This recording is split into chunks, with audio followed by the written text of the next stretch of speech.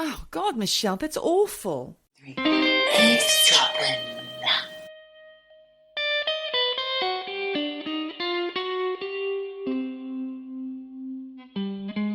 Heidi, Michelle. Heidi? Hi there. Hi there, Michelle. Heidi, Heidi, ho. Heidi ho.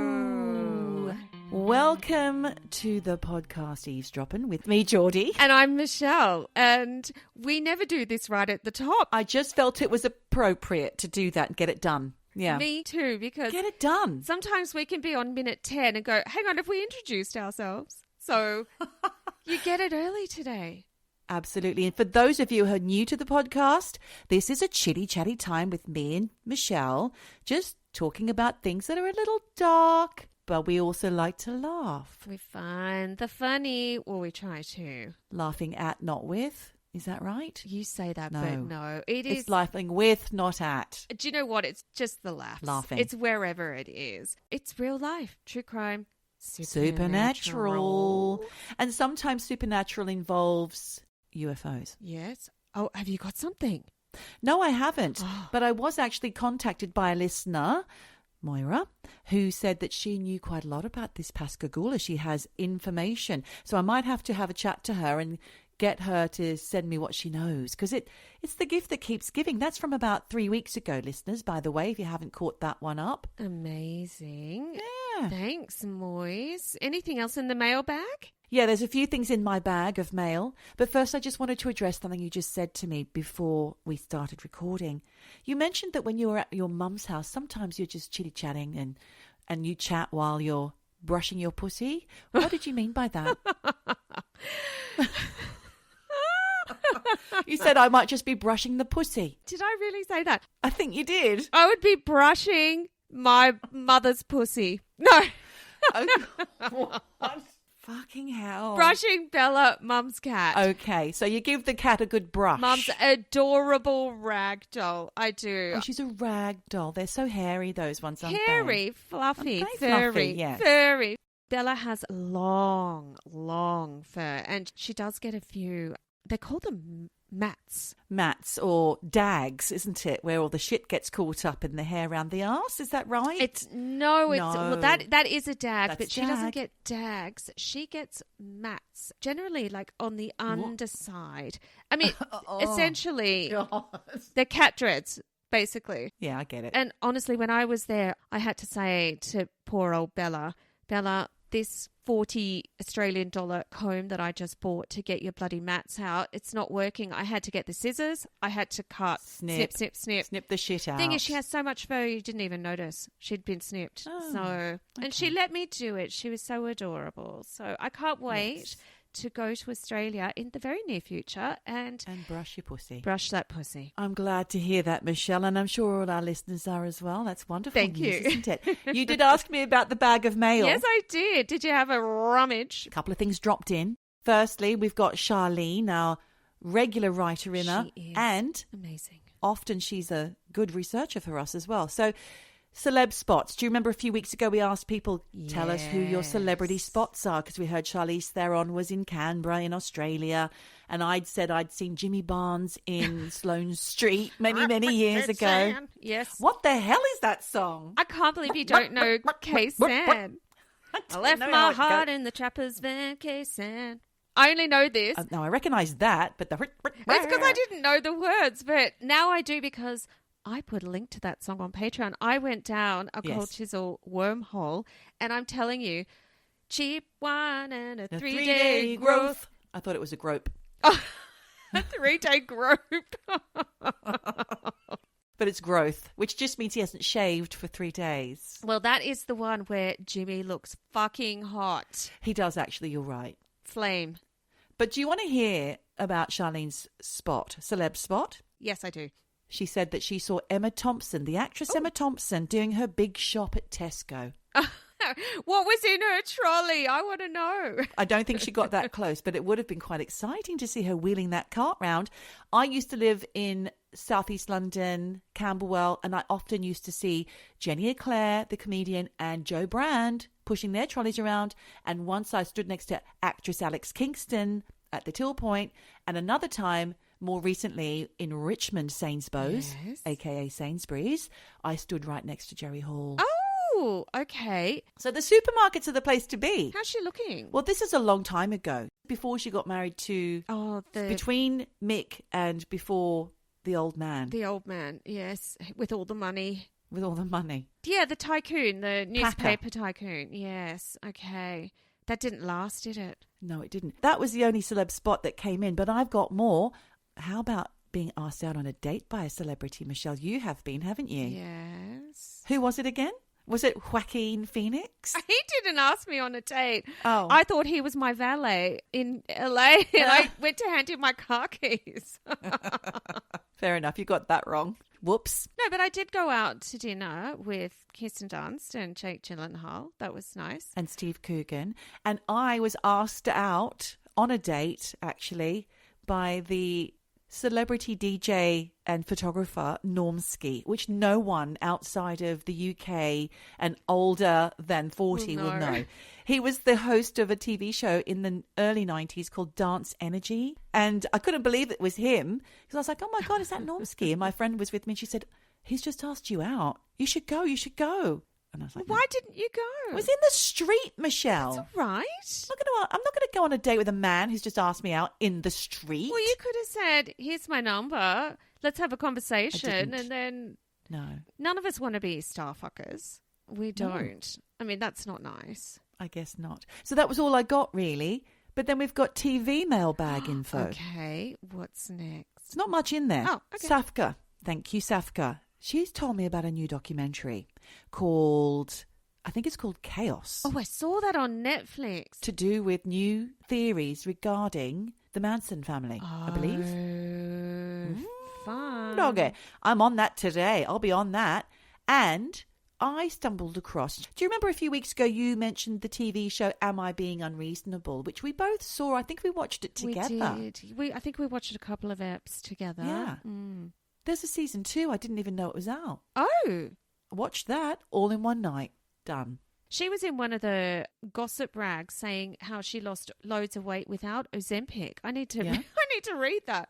She's also had a little bit of work, but it works on her face. To be honest, you can see she's had her lips done between the seasons, but it works. It does work for her.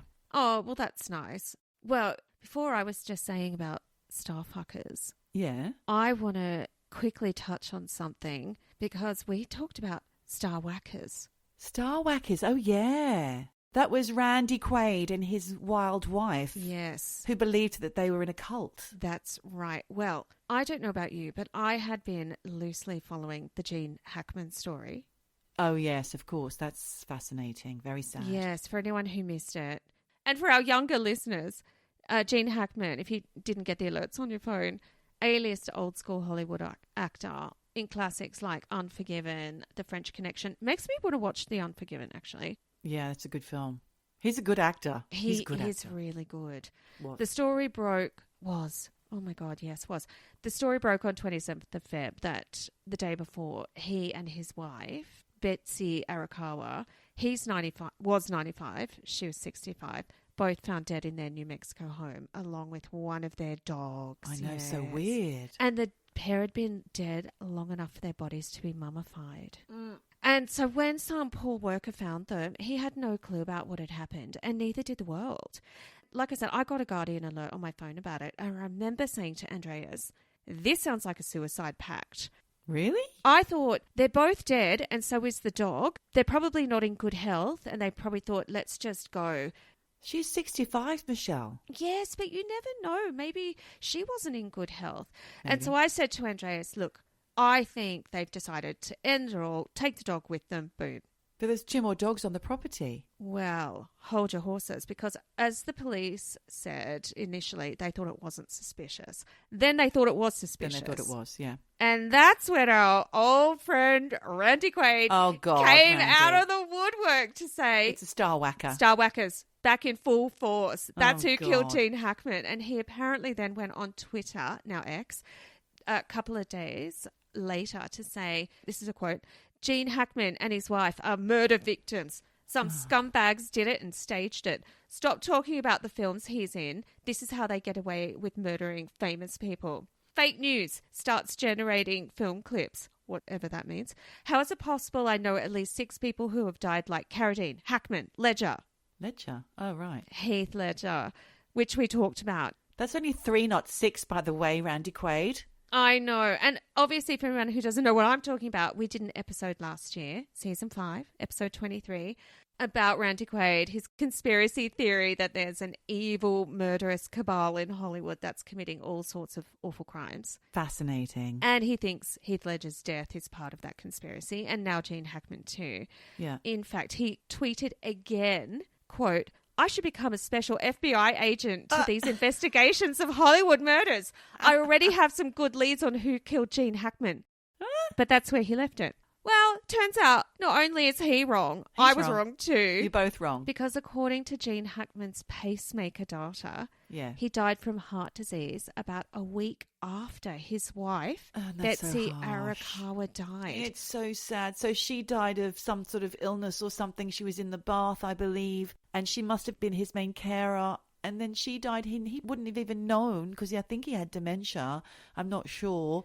And he just would have died from not being cared for. Well, this is it. You're right. They were both found in separate rooms of their house. He was in the mudroom. She was in one of the bathrooms. What's the mudroom? I think it's where you come in from out, like the boot room where you take your boots off. Probably that's where they probably showered the dogs and whatever. Yeah, okay, the laundry kind of thing. Yeah. Turns out Betsy had gone out that day on February 11 because there's no other activity that the authorities could find on her. So they think she died on February 11. Yeah. Jean died a week later on February 18. Oh, God. They remained becoming mummified until February 26 when this poor bloody maintenance worker arrived, knocked on the door, got a bit worried that no one answered the door, contacted a security guard who then called 911. It's so sad. And it seems that Betsy died of something called hantavirus. Yeah, no, that's awful as well. Which you get through being Rats. exposed to, rat poo. Yeah. In particular in New Mexico, the poo of deer mouse. And this is what's really sad, and this is like a warning. It causes flu-like symptoms before progressing to shortness of breath as well as cardiac and lung failure. Oh, Jesus. Basically, you think you've just got a fucking cold until it's too late. Oh, my God. I know. So apparently people inhale this virus from rodent wee or poo. And if you're unlucky enough to contract hantavirus, the capillaries in your lungs become leaky, causing your lungs to fill with fluid. And then your heart becomes inflamed and you basically can't breathe. Oh, God, Michelle, that's awful. And if you don't get treatment, you can die within 24 to 48 hours. Oh, my God. And this is what happened to poor Betsy. Yeah. And like you said, Gene had Alzheimer's. He didn't even know where Betsy was and he wasn't being cared for. No meals were being made, nothing. Aww. So mystery solved. But it's just heartbreaking. So sad. Yeah. And of course now there's like all of this fighting over the will because he was estranged from his kids. He's got 80 mil to fight over. Gee whiz. What a sad story. Yes. I have a story, Michelle, for you today. Tell me. Well, it's not sad. It's just really quizzical, I would say. Quizzical is the word I'm going to use today. Real or fake is my question to you, Michelle. That's my question as well to you. Ooh. True, Jen, true. True, Jen, true. Going back to Safka and her love of documentaries, I actually stumbled across a documentary and it was called The Institute. What was that, a honk? That was a burp into my elbow. So The Institute, this documentary, reading about it made absolutely no sense to me. So I searched for it on YouTube because I couldn't find it anywhere else, except for when I did a search for it, I did find a really bad horror film about, I think, like couples going to get impregnated by some mad professor. It's a new film, and it's not that.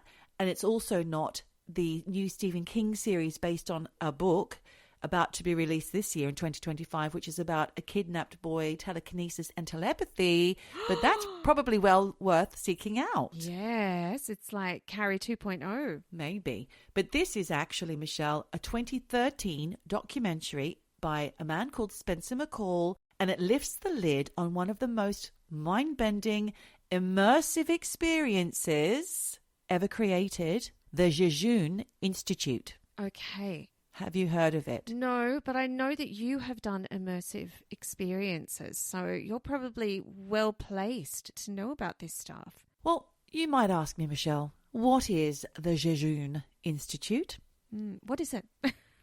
Well, it is a mysterious San Francisco-based organization. And before I get into this, let's remind ourselves that San Francisco is, of course, known for being a little out there, since it gave rise to two counterculture movements in the 50s and 60s. We've got the Beat movement, which was a literary and social trend conveying feelings of alienation from middle-class American society, which was then replaced in the 60s by a new subculture, the hippies. And I don't need to explain to you what they are.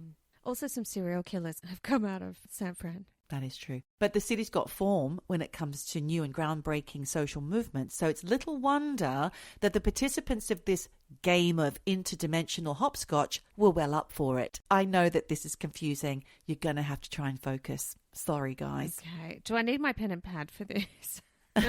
Hopefully, if you've got questions, Michelle, please, on behalf of our listeners, ask them, and I'll do my best to answer.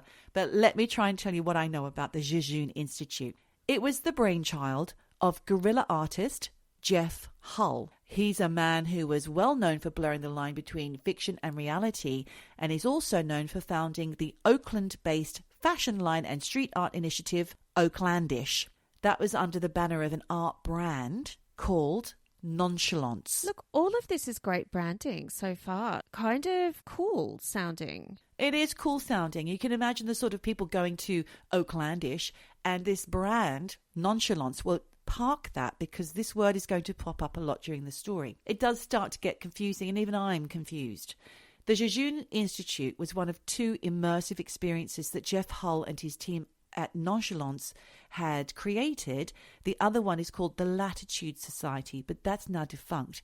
I've included links, Michelle, for you to put up on our Patreon page. The Jejune Institute began, it said, this is the folklore behind the Jejune Institute, right? Okay. It began in 2008, and I took a look at the website, which has a warning on it, which says something like this. It's quite curious. It says, do not reveal any unregistered visions.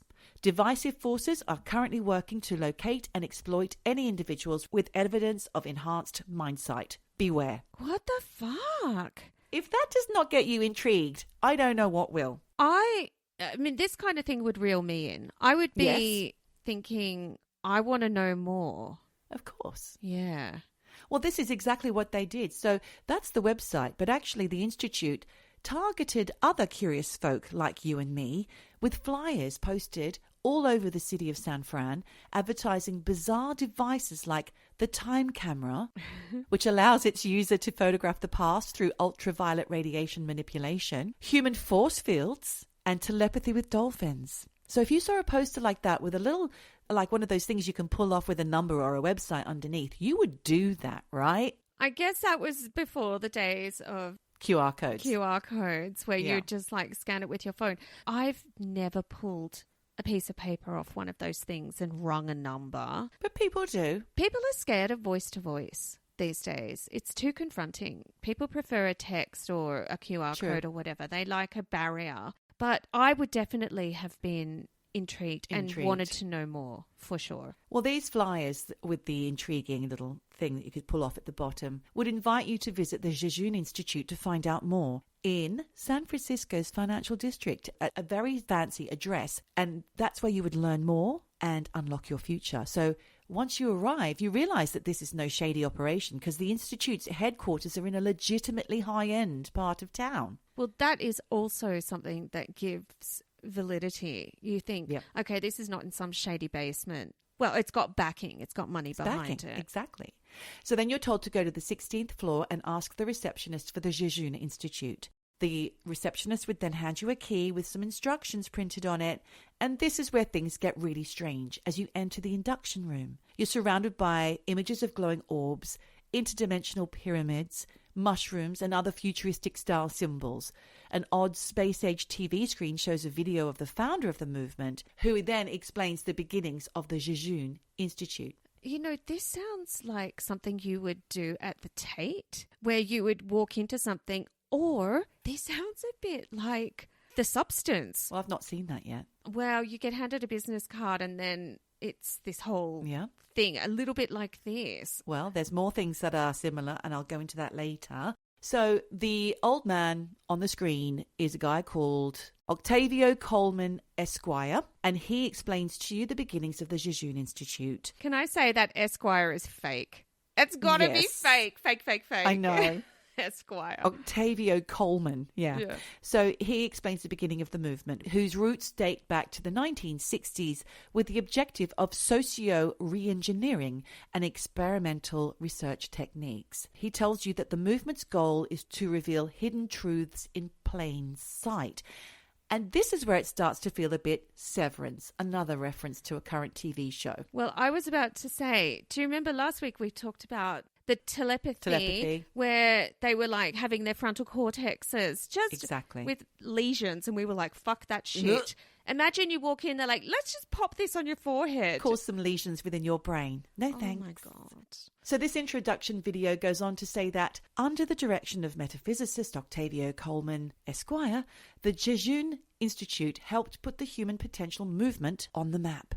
Then you learn about things like polywater, which is a more condensed type of water with regenerative qualities, the algorithm, which is a device that reduces all violence, heartbreak, and conflict. And then when the video is finished, the participants are given a map of how to leave the induction office. Then they're given like a scavenger hunt style list of tasks that will lead them through the city, uncovering elaborate folklore about the secret society of the Jejune and missing persons and enigmatic rebel faction known as the Elsewhere Public Works Agency.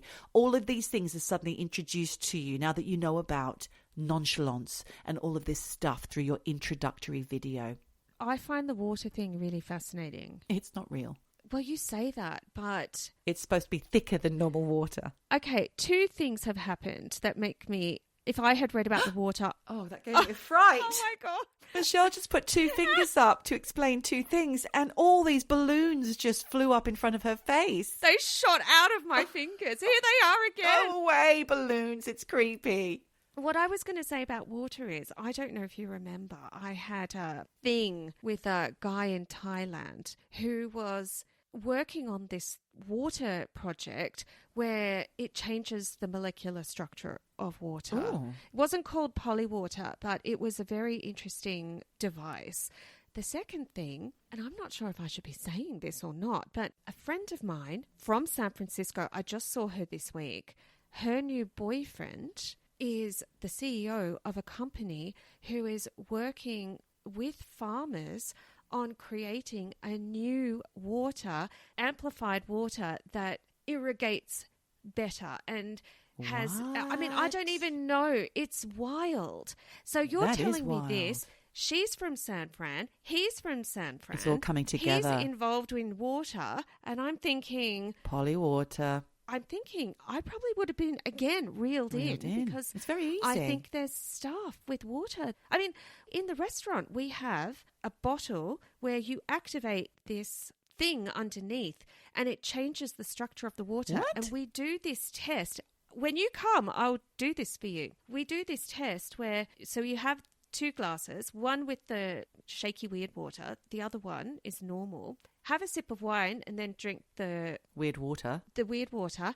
You drink the wine again. The wine tastes completely different. Oh, that's a mind fuck. It's wild. It's absolutely wild. So there are elements of this nonchalance and I think people would think that sounds legit. All right. Well, this is really interesting, Michelle, because there's a lot of questions that need answering throughout this story that I'm going to tell you. So going back to Spencer McCall, who is the director of the documentary, he had heard about this alternate reality game from people around town. And he'd heard people saying, you have to go to 580 California, which is the address of the institute. I can't tell you what's there, but you have to go to experience it for yourself. It costs nothing and you won't regret it. So it's free. It's free. They're not even trying to like fleece you for money. No. So Spencer, along with a few others, were very affected by the experience. So he did go along and he actually thought this is a satellite office of Scientology or something weird. So he just got spooked and didn't pursue it any further until one of his friends, a street artist called Gordo, was approached to lead a protest for Jejune. And only then did Spencer McCall become involved in filming for the Institute. Okay. So Gordo, his friend, right? Spencer McCall, the documentary filmmaker. Gordo did get sucked in, and he did go to 580 California, and he did see the introductory video. But afterwards he came out. He was so confused and amazed by the whole thing. He wandered, when he got out, he wandered into a neighborhood pizza shop for a slice of pizza. Went in. As you do. As you do. Kind of trying to make sense of what just happened to him. So when he came out, the whole street was covered in these weird flyers, akin to the ones that first caught his attention when he first went into the Institute that led him to the induction room. So Gordo felt sure that he was being followed and that the culprits of this flyering would be nearby. So he traced the direction of the flyers and, sure enough, he found the people that had been posting them up. And he knew enough from his first phase of the induction that it was a secret, so he thought, I better use a code. So he asked these people, are you following your nonchalance? They replied in the affirmative and then gave him a task that he happily took on. They sent him off, and this is all on the documentary. I did watch it, and it's filmed. They sent him off equipped with a megaphone and a placard to an address to lead a protest. When he got there, or beforehand, he was told he needed to memorize all these chants, which he did. And when he arrived, he found all these other freakily dressed people, and they all paraded through the streets, all chanting these protests about God knows what. It was gobbledygook and pure farce. And they're all dressed up madly, eventually walk through the streets chanting, stop this nonsense or whatever they were saying. And then they arrive back at the Institute, where there is Octavio Coleman Esquire in his car, and the protesters set upon him. What? They just go up to the car and they're banging their placards on the car and everything.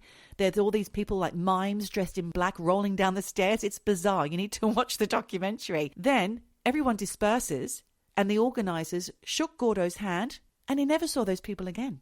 Okay, so...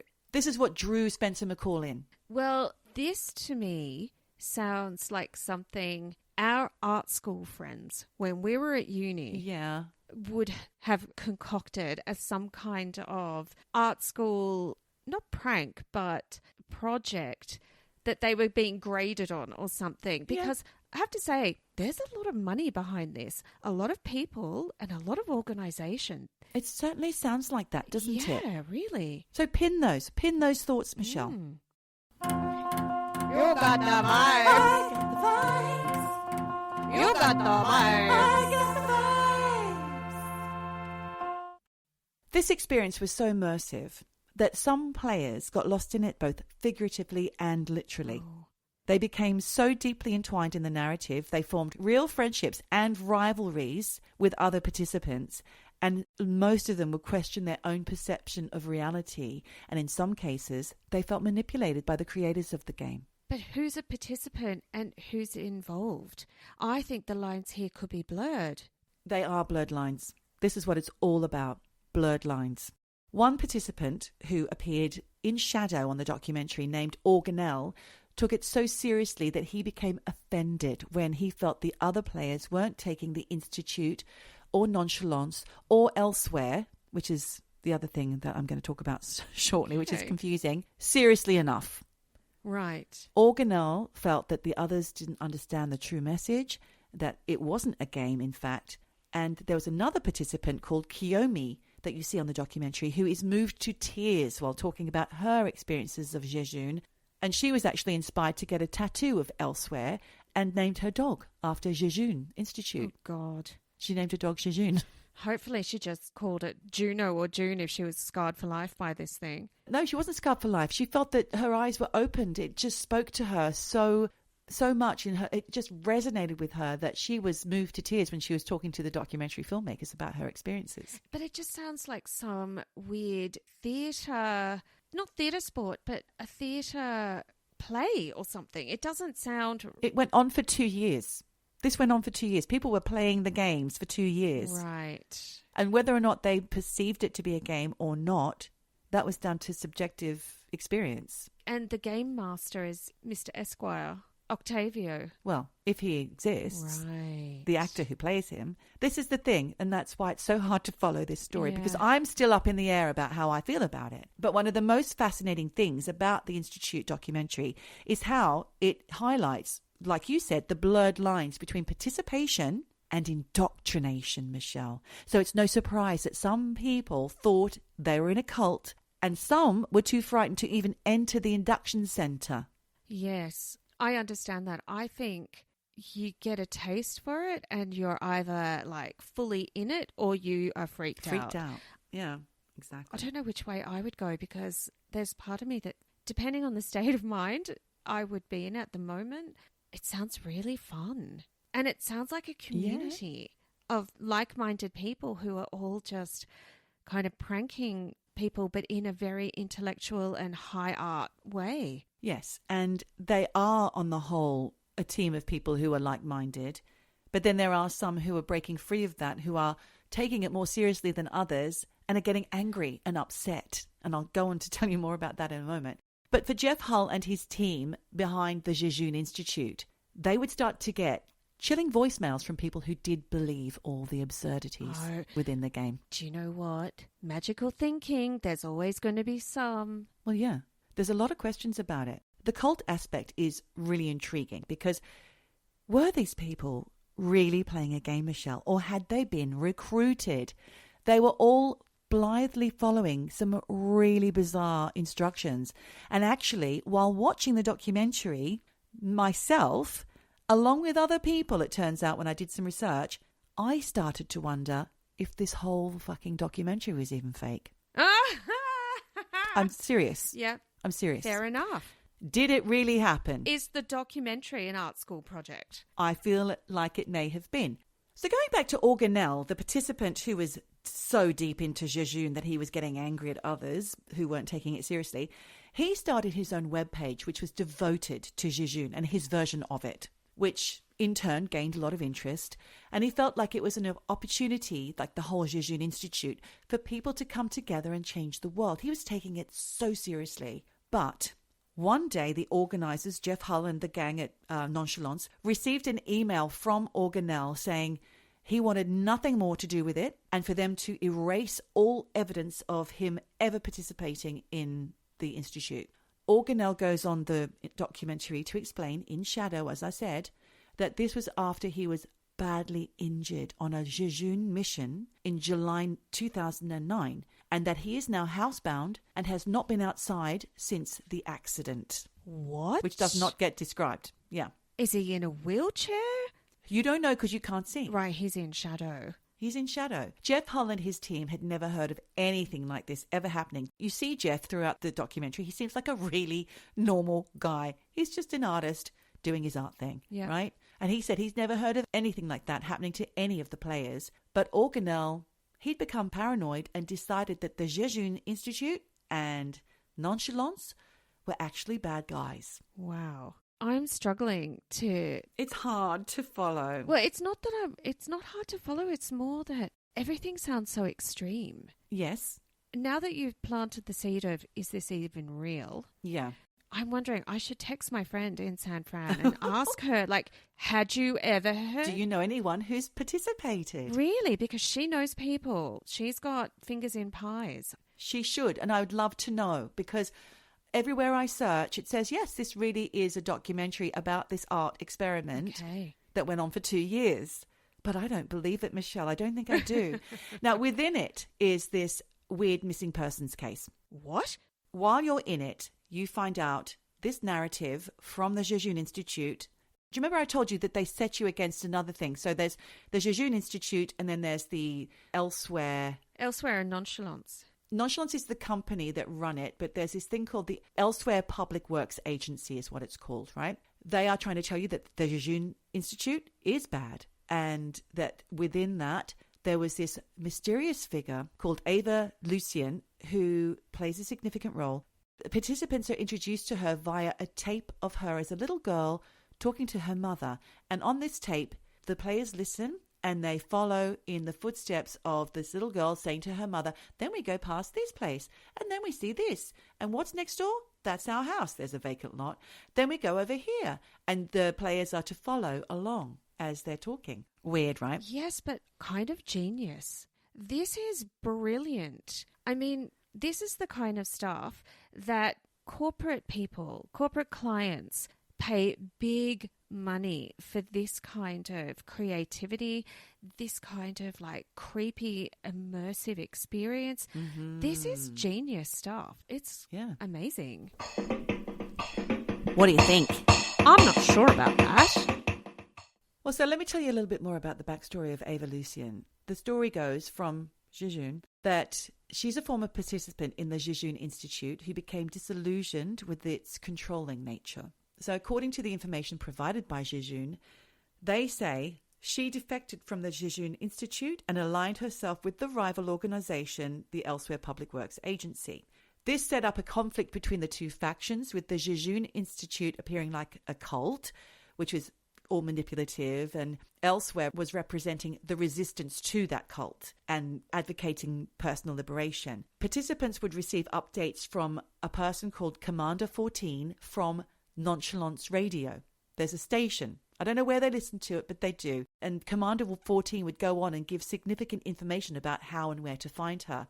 And you'd hear reports on the documentary of this Commander 14 saying, come in, we need you to come in, Ava, you've got to come back, we need to, get you back in the game or whatever. Weird shit. This is an art hoax. It feels like that. So the documentary then shows a participant called Kelvin Williams. Now, this is fascinating. He received an email from the Elsewhere Public Works Agency asking him to go somewhere, which he did in the street, right? This is all on film for the documentary. He went to the location, and then he got a phone call on a public phone box from Commander 14 with an urgent gobbledygook message, which Kelvin went along with. So the caller, Commander 14, said he had to repeat the words, ornithopter jumpsuit, ornithopter jumpsuit, which he did. And after that, he had to leg it to the next payphone where it rang. He had to pick it up and say, ornithopter jumpsuit, again, many times. Then he was told, now get off this phone and dance, motherfucker. This is a Black Mirror episode. It is. My God. I'm really struggling to believe this is real. Yeah. Because it's too elaborate. It is so elaborate. The money that would be involved in this is out of control. Because listen to what happens to Kelvin next. He awkwardly begins to move. A little bit of a dance, slowly but surely. The whole street starts dancing. People are coming in with a boom box. It appears with music. There's all these weird characters coming in dressed in outfits like a Sasquatch suit. It's bizarre, like a big hairy man. They're all dancing in the street. And when that song ended, the sound of angels singing happened, and the Sasquatch man gave Kelvin a transcript and a CD which contained the Ava Lucien narrative. It was a CD of cult music from Jonestown. I don't even know what that means, with a hidden track that gave all this information to him about where to go next to find out some more information. Do you remember when flash mobs were a thing? Yeah. This sounds like a weird hybrid art hoax flash mob. This is blowing my mind. Yeah. On no level. I mean, yes, I know they're saying it's a game, it's an immersive experience, but I'm not sure these people signed up for it. Or did they? And they're all part of it. Yeah. A big hoax to make a documentary out of. Jury is out, Michelle. So going back to Kelvin, his treasure hunt after the dancing took him to a bookstore called Adobe. Whether that's real or not, I didn't check it out. He found a book in there because he was sent to a particular row of books to find a certain book on intergalactic hopscotch. He found it. Then he found the bookstore owner because he was blown away by this book. He said, I didn't even know that this kind of book existed in here. And he went over and asked the bookstore owner, do you know anything about this book? And do you have any more information about this kind of stuff?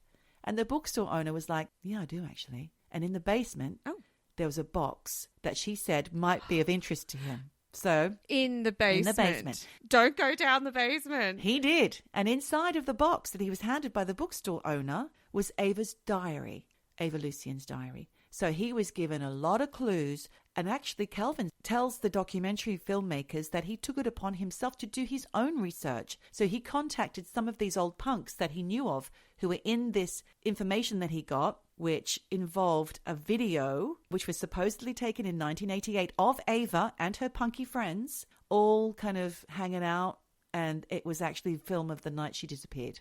Too much. It's too much. And much. it looked very, very staged as well, I've got to say.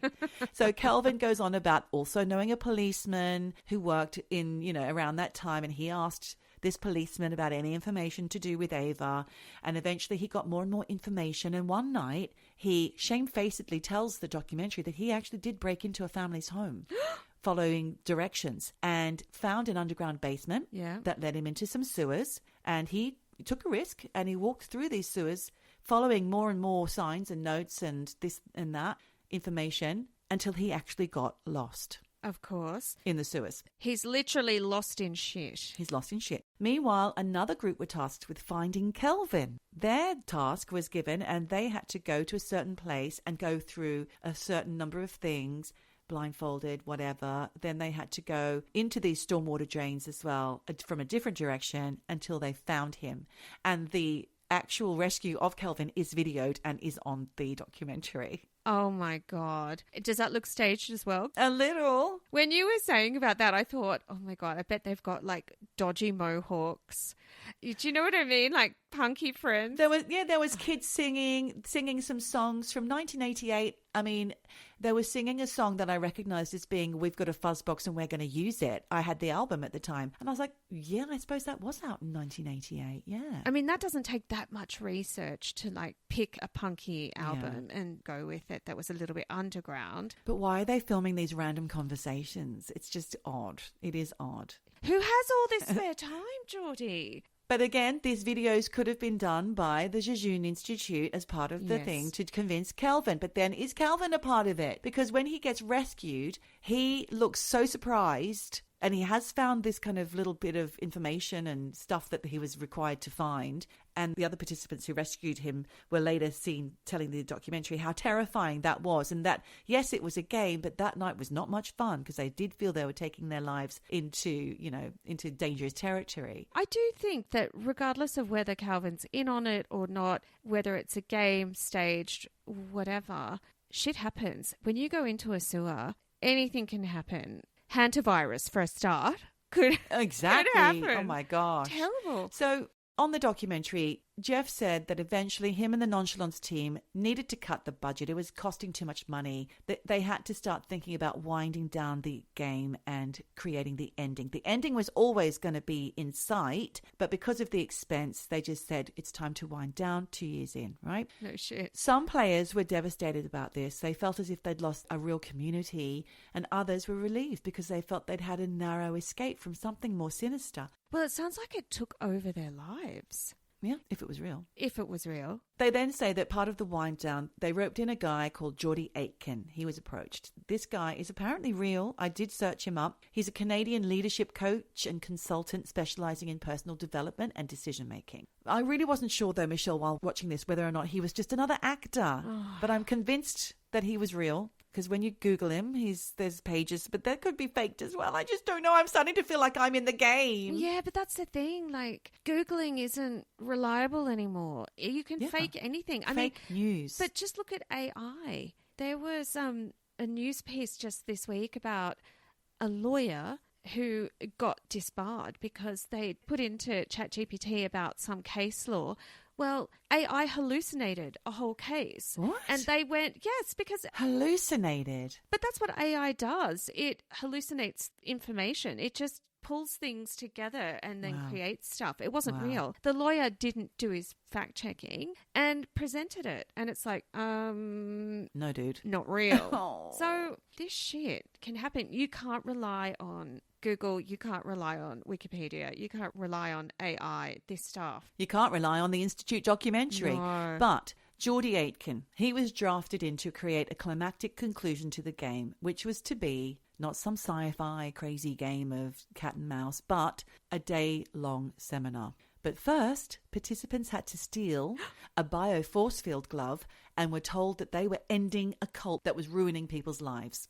Oh, God. So about 150 people attended this day-long event. But beforehand, there was this weird preliminary medical exam where they were asked things like, do you have a twin? Have you experienced a lucid dream? When? In the last 6 months? In the last 3 months? Have you experienced deja vu? When? In the last 3 months? In the last 6 months? In the last week? And the answers are yes and things. And then they're being shown a video featuring weird scenes and subliminal words while listening to binaural beats. And the words pop up and you get to see them on the documentary. They're words like illusion, prophecy, stimuli, the honest thief, a delicate relic, soft porn, old currency, a rise white nation, which was only up there very briefly and quite shocking, honeycomb, and act was the last word. Okay. For some, the Jejune game had been 2 years of participation, and many could no longer tell where the game ended and reality began. And like I said, Michelle, I really felt this documentary and its supporting information on the web is all made up. It just felt like an episode of Garth Marenghi's Dark Place, which you should put a link to on the website. Yes. Or, like I said, a bit Black Mirror. Yeah. Something that could happen but hasn't. Yeah. Maybe in the future. If you Google Jeff Hull, it will show you that his work has been featured in the documentaries The Institute and another one called In Bright Axiom, if you've heard of that. I hadn't. No. But it also inspired a TV series called Dispatches from Elsewhere, which stars and is produced by Jason Segel, which I started to watch. It stars Richard E. Grant as Octavio Coleman Esquire, and it has all the same things that were in the Institute documentary. Like the guy finding the flyers with the dolphin telepathy. He imagines what it might be like. It's lots of fantasy. It's quite unusual. That is so weird that you talk about him because... Oh, my God. For my upcoming story, he's mentioned. Is he? And I didn't know who he was, but he was in Shrinking. Yes, with Harrison Ford. He was in the Muppet and the Man Muppet thing. Am I a Muppet or am I a man? Oh, really? I don't know that. Because I didn't know who he was. And then I saw his face and I'm like, oh, I know that actor. That guy, yeah. And I actually saw in his IMDb Dispatches from Elsewhere. And I was like, oh, what's that? That's what it is. Shit. I've just told you. And you can find it on Prime. I found it. I watched half of one episode, ran out of time to get this recording done. And so I ditched it and watched The Institute instead. I'm going to have to watch this. You have to watch. I am going to link it up on the Patreon. Do it. Patreon/Eavesdroppin. Whatever. .com/. So today, the legacy of the Jejune Institute lives on through similar alternative reality games, or ARGs, but nothing has quite captured the same eerie mix of wonder, mystery, and unease. And like you alluded to earlier, Michelle, it reminds me of my own experience in immersive theatre, which I was totally unprepared for. And luckily, I'm an easygoing kind of person, so I approached the whole experience with enthusiasm. Even when I thought I'd actually died. You have mentioned that on the podcast before. Yes. And I remember thinking, what? How could it be so real that... You are on your own in this experience. You're thrown into it in a very abrupt manner when you think, here I am, just turning up for this fun thing on a Friday night that my friend is working on. And I knew my friend was there because she got me the ticket. There was a spare. So she gave it to me. And I didn't really want to go out at 10 o'clock at night. But it's timed because you go in one at a time. There was a couple of people before me and after me in the waiting room, but you go in one at a time. And you just think, punch drunk theatre. You just turn up and you kind of watch theatre happen and maybe you can participate. But it's much, much more than that. In fact, I'll tell you a bit about it. It's called You, Me, Bum Bum Train. And it was created in 2004 by Kate Bond and Morgan Lloyd. And it's back this year after about 8 years break, which is when I went to see it about 8 years ago. The ballot for the experience is open currently as either participant or volunteer. And unlike Jejune, it is not free. It is very bloody expensive. Okay. Well, someone's got to be paying for this. Exactly. I found it to be an incredible experience, and although I signed an NDA and can't reveal much, I will say that it puts you through challenges that you never imagined yourself doing or being possible. Right. And it relies on the support of volunteers. There's about 13,500 people who give up their time and performances for free because they know that it's so special. And it reminded me actually of something else. And I had a little conversation with a friend of mine yesterday who is involved in the KLF. You know, Jimmy Corty, Bill Drummond. Yeah? Yes. So this guy, he's involved as a collaborator with their art stuff. And they're known for doing wild immersive art events. He told me yesterday when I was talking to him about the Institute, which he'd never heard of, by the way, about the upcoming Emergency Chill Clinic event, which is going to be on very soon. In fact, by the time this comes out, I think it will be over. But I'm going to tell you about it anyway because you should follow. It could be something that they roll out as a touring show. It's in collaboration with the Australian band that I saw recently, Confidence Man.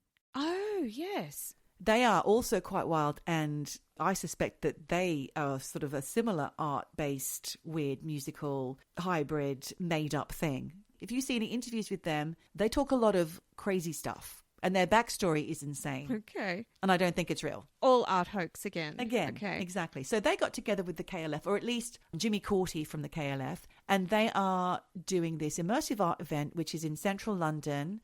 They have announced that it's not recommended for the faint-hearted. It's actually for post-rave attendees, and tickets are via a ballot. And like I said, by the time this comes out, they'll be sold out, but here's a breakdown of the event. It's organised by Conman, aka Confidence Man, and Jimmy Courty. The theme is immersive post-rave experience. And I've been told a little bit about what to expect, but I don't want to share it because I think some of you might go and experience it. So maybe we can talk about it another time. Wow. Interesting that you call Confidence Man Con Man. That's what it stands for. Yes. I hadn't really made that connection before, but it says it all, doesn't it? It does. You didn't think of that. I mean, I knew that Confidence Man was a trickster, but I hadn't really broken it down to con man. Its basic form of con man. Yeah. It's hoax. It's a trick. It's a prank. It's a hoax. Yeah. Exactly.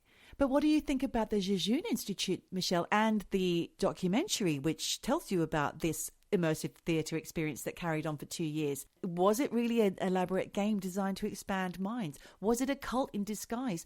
Or was it just something else entirely beyond explanation, or just plain bullshit? What are your thoughts? Without having seen the documentary and just relying on what you're saying, to me, it sounds like bullshit.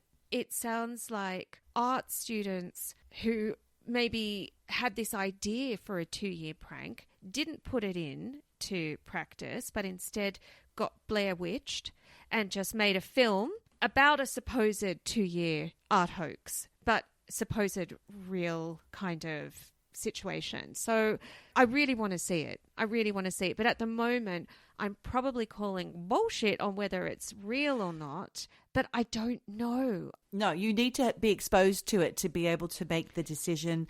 And in retrospect, I do feel like it's all a bunch of bullshit, but it's fun. Yeah. And actually just talking to you about it has made me kind of start to question a bunch of stuff that I feel like I know is real, but is it really?